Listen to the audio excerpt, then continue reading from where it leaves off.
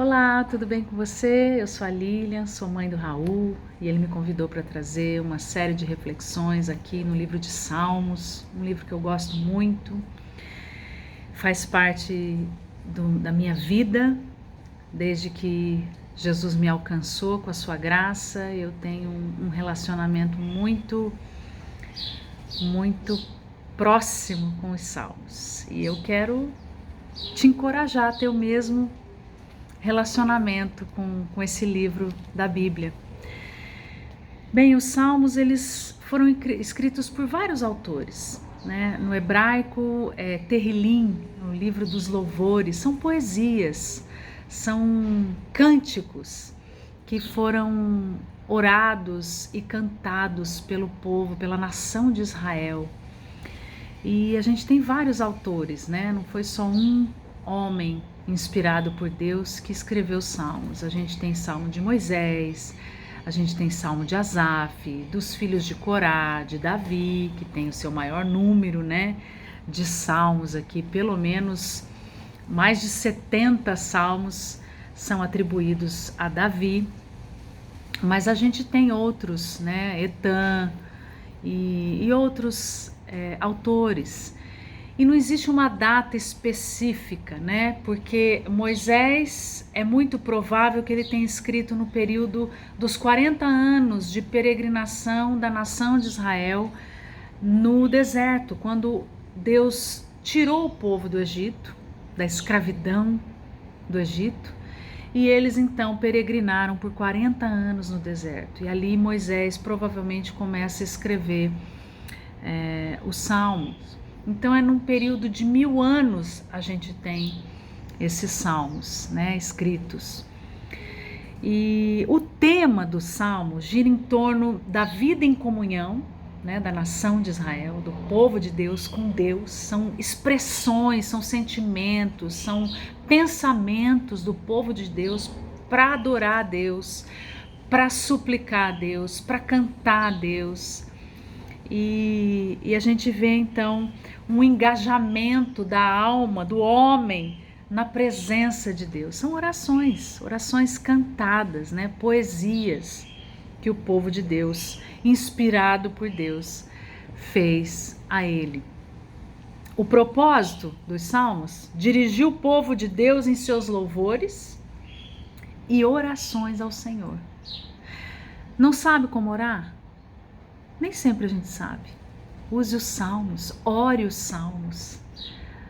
Não sabe o que cantar? Cante os salmos.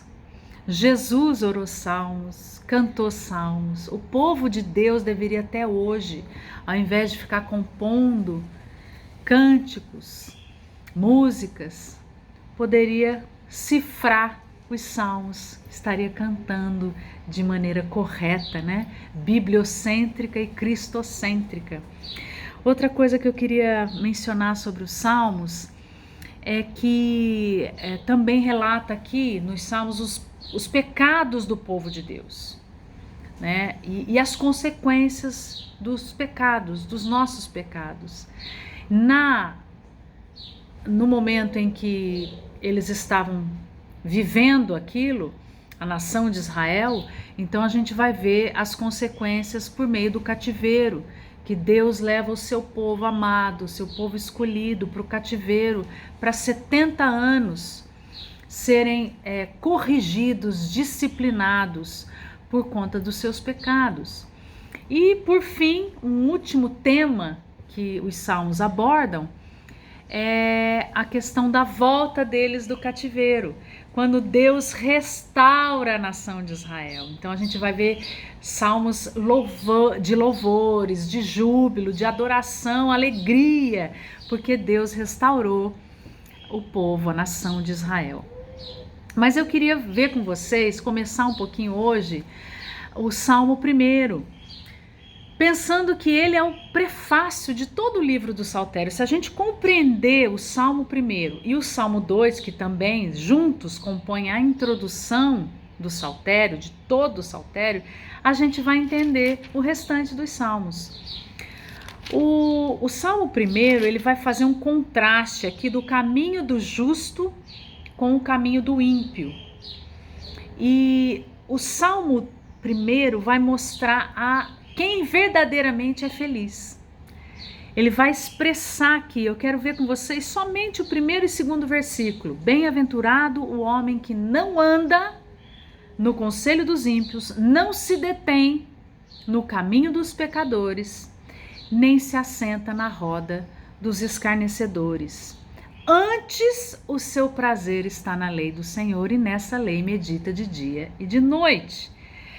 Esses 2 primeiros versículos desse salmo vão mostrar para nós esse contraste. E é importante a gente ver que ele está aqui, o Salmo 1 e o Salmo 2, que eu não quero ler hoje, mas quero mostrar para vocês como termina o Salmo 2,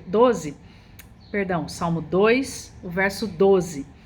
Ele termina assim: se o primeiro começa bem-aventurado o homem, o Salmo 2 termina bem-aventurados todos os que nele se refugiam. Então o Salmo 1 vai ressaltar a lei do Senhor, enfatiza que o homem feliz é aquele que medita, que tem seu prazer na lei do Senhor.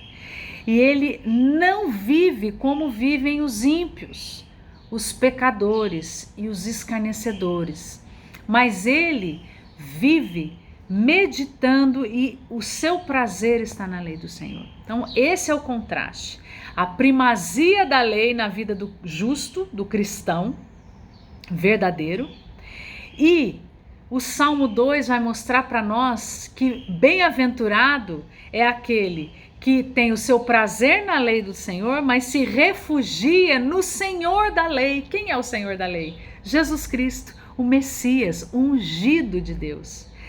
Mas, pensando somente agora no Salmo 1, nesses 2 versículos, a gente já vê com clareza aqui o salmista nos apresentando o alicerce da vida cristã. O justo é aquele que foi alcançado por Jesus, pela sua graça, e vive para Deus. Ele é o justo, é aquele que foi justificado por Deus. E ele vive, a primeira parte é a negativa da vida cristã, o que eu não devo fazer. Eu não devo andar no conselho dos ímpios, ou seja, eu não devo viver como os ímpios. Quem são os ímpios? Os que vivem como se Deus não existisse. Os que não estão nem aí para a lei de Deus. E nessa lei, nem encontram Cristo nessa lei, porque eles não estão nem aí para Ele. Nem para a lei do Senhor e nem para o Cristo da lei. E esse homem bem-aventurado, ele não se detém, ou seja, ele não para ver como é o caminho dos ímpios, para admirar, para querer reagir da mesma forma, para querer imitá-los. E ele nem se assenta na roda dos escarnecedores. Eu queria te encorajar a olhar para o Salmo 1 vendo, primeiro, que a lei de Deus, as escrituras sagradas, elas governam a vida, elas definem os passos do justo, do cristão. De forma negativa os primeiros versículos, mas o 2º versículo de forma positiva. A alegria, a satisfação, o desejo do verdadeiro cristão, do justo, é a lei do Senhor. E nessa lei ele encontra Cristo, o Messias, o ungido de Deus. Que Deus te abençoe e te encoraje a encontrar em todas as páginas das Escrituras Sagradas o Cristo da lei. Deus te abençoe.